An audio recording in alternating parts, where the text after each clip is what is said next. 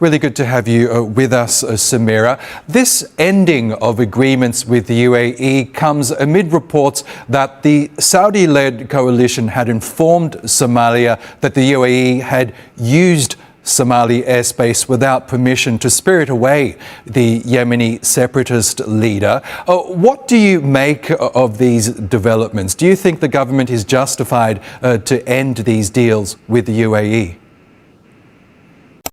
wuxuu hadalkiisa wariyuu ku bilaabay really good to have you with us Samira macnaheedu waxa weeyaan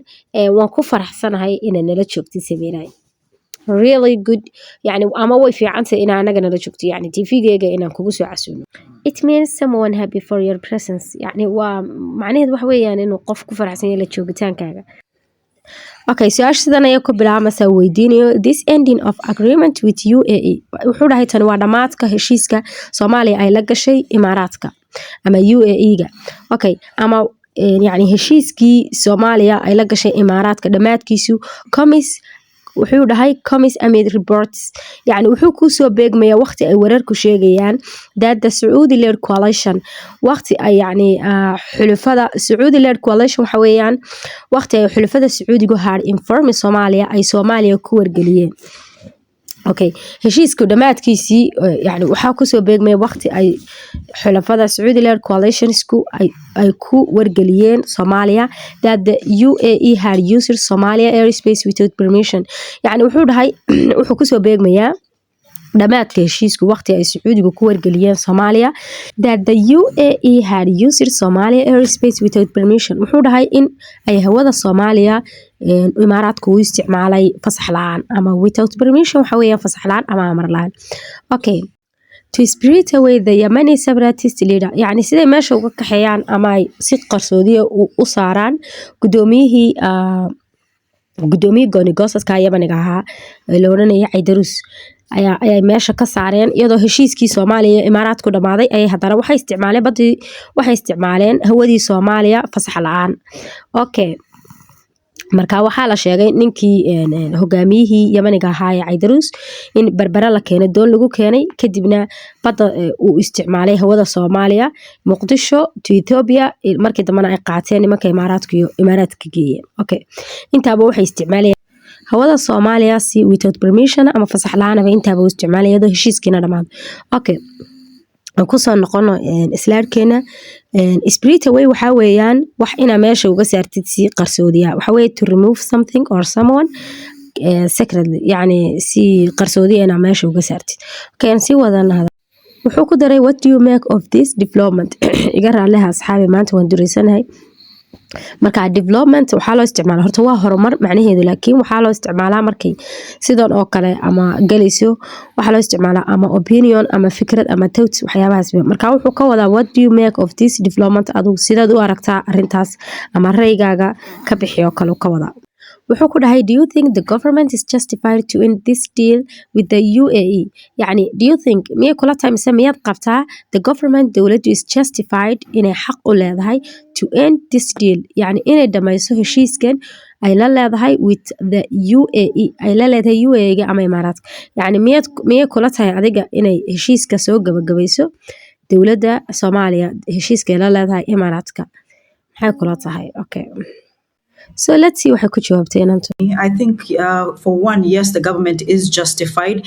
This is a situation that has been brewing for quite some time. And I can tell you on the ground, there has been some dissent about the government's relationship with the UAE and how particularly the UAE interacts with federal member states that are not aligned. waxay tiri I think for 1 year the government is justified. waxay tiri waxaan qabaa ama waxay la tahay inay midisaxan tahay the government dawladdu is justified. The government is justified yani dawladdu awood bay u lahayd aan iraahday xaq bay u lahayd inay iska saartay UAE-ga ama Imaaraadka waxay tiri this situation has been brewing for quite some time yani waxay tiri xaaladani waa xaalad soo jiitamaysay muddo soo jiitamaysay xaaladan Imaaraad iyo Soomaaliya ay kala baxaan waxay tiri I can tell you on the ground that has been some recent waxay ka wadaa yani waxaan xogogaal ku ahay ayaan kuu sheegay okay on the ground waxaa loo isticmaalaa qof joogay meesha ay wax ka dhacayeen on the ground okay that has been some recent inay jireen diidmooyin ama khilaaf hore uga dhex about the government relationship with the UAE يعني inay diidmooyin ka jireen yani xiriirka dowladda iyo imaaraadka inay yani iskhilaaf jiray and particularly the UAE interact with the federal member state that are not aligned with the federal government. Okay, wuxuu dhahay waxay tiri and how particularly yani iyo sida gaarka ee the UAE ee imaaraadku interact with the federal member state ula xiriiro ama ula macaamilo yani ula macaamilo aan idhaahdo ula xiriiro maaha oo ula macaamilo federal member state yani dowlad goboleedyada maamul goboleedyada kuwa weeyaan okay that are not aligned kuwaasoo aan la jaan qaadin ama aan la shaqayn the federal government dowladda federaalka yani waxay xiriirka ugu jirteen hadalkeeni hore hadaba isku soo wada qaadno waxay tiri anigu waxaan xogogaal u ahay waxyaabaha isku diideen xiriirkii yani kala gooyay inay kamid tahay wuxuu xiriir la yeeshay maamul goboleedyada kale ayuu la yeeshay waxay u jeedaa baan malaynayaa Somaliland sida Puntland iyo Kismaayo okay So I would say the government was within its authority to make this move. And in regards to the reporting that there was usage of Somali airspace, I think this was really the last straw, following closely after the recognition of Somaliland by Israel, that is also assumed to be closely associated with the UAE.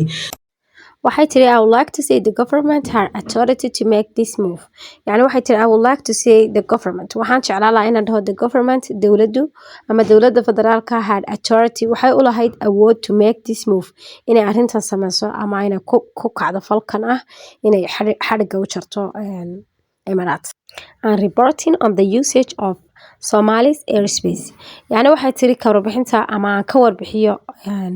isticmaalka la isticmaalay hawada Soomaaliya ee loo isticmaalay ogolaasho la'aan fadlan asxaabay channelka inoo like gare I think was really the last straw yani the last straw macnaheedu waxay tiri waxaan qabaa inuu yahay the last straw macnaheedu waxa weeyaan marka qof maalin kasta uu ku xumeeyo ama maalin kasta uu balankaaga baxo ama maalin kasta uu dib ku geysto waxaad korsay hey this your last straw tani waxa weeyaan tii u dambeysay yani last straw waxa weeyaan waa xilqadii u dambeysay yani dhibaateynaysid amaad yani waxii geysanaysid so waxay marka wuxuu dhahay isticmaalka hawada Soomaaliya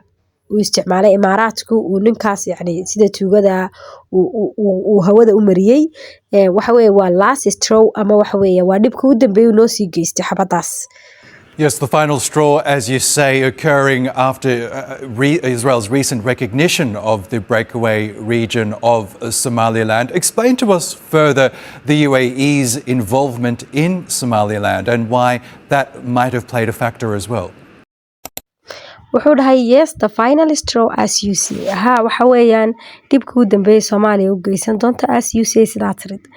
ama waxa weeye kadabka u dambeeyay ee imaaraadka Soomaaliya uu ka cuni doono as you say sida aad sheegtay occurred after Israel recent recognition of Somali of the breakaway region of Somaliland wuxuu dhahay yani arrintan waxay dhacaysaa kadib markii dhawaan Israel recognition ay ictiraaftay maamulka gooni goosadka ee Somaliland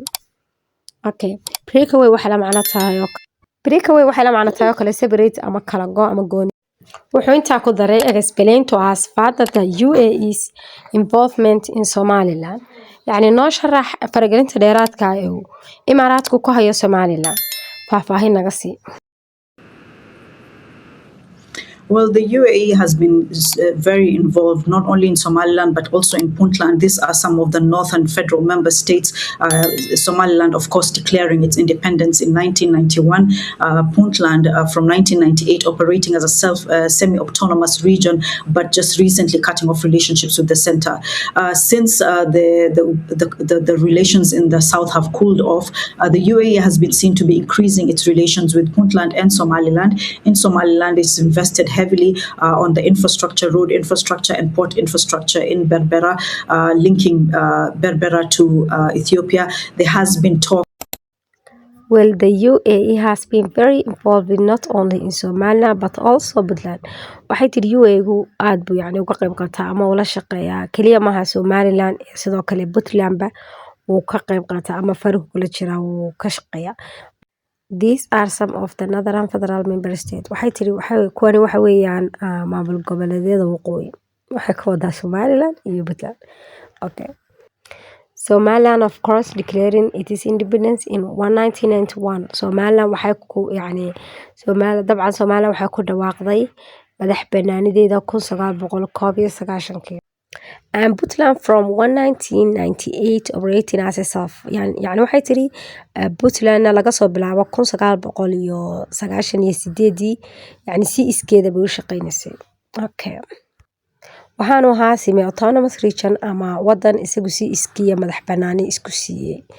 Si iskiya ayaanu u shaqeynayay ilaa waqtigii 1998 Puntland. waxay ku dartay since the relation in the south have called off. يعني macnaheedu waxa weeyaan ilaa markii uu kala go'ay xiriirka UAE-gu ama Imaaraadku ay la lahaayeen koonfurta. The UAE has been seen to be increasing its relation with Puntland. يعني UAE-gu ama Imaaraadku waxa loo arkayay inuu kordhiyo xiriirka la leeyihiin with Puntland and Somaliland iyo Somalia. Ila markuu tani markii uu xiriirku yaraaday ama uu kala go'ay koonfurta iyo iyo Emirates waxaa la arkayay iyadoo uu kordhiyo xiriirka la leeyihiin dhanka kale ee Somaliland iyo Puntland. So waxay ku dartay in Somaliland is invested heavily on infrastructure. يعني waxay ka wadaa dhanka Somaliland waxay maalgashi weyn ay ku samaysay dhanka kaabayaasha dhaqaalaha. haddii ay tahay road infrastructure and port infrastructure in Berbera. يعني waxay kaabayaasha Somaliland waxay maalgashatay kaabayaasha dhaqaalaha haddii ay tahay kaabayaasha wadooyinka iyo dekada ee Berbera. ayay waxay ku samaysaa maalgashi. intaas ayaan ku jajinayna asxaabi aad baad mahadsantiin. fadlan haddii aad nagu cusub tahay nagu soo biir subscribe-tana sidoo kale barnaamijkeena like gareey aad baad mahadsantiin. salaamu calaykum.